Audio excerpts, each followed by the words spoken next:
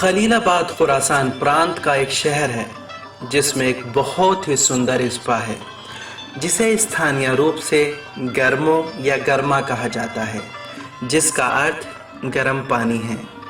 प्रांत के विभिन्न हिस्सों से बहुत सारे पर्यटक गर्मियों में यहाँ आया करते हैं। ऐसा माना जाता है कि मनुष्य ने किशमिश की खोज तब की थी जब वे अंगूरों को बेलों पर सुखाया करते थे। हालांकि मानव निर्मित किशमिश देश के विभिन्न हिस्सों में खेती की जाने वाली अंगूरों से होती है। विशेष रूप से ईरान के प्रांत में उत्तर पूर्व की ओर, जैसे कि किरमान, खलीलाबाद जैसे क्षेत्रों में वे बीज रहित अंगूर हैं जिन्हें किसान छाया में या मशीन द्वारा सुखाते हैं। वे सूखने के बाद और प्रक्रिया शुरू करने से पहले किशमिश को अच्छे से धो लेंगे। उसके बाद SO2 को किशमिश पर छिड़क देंगे।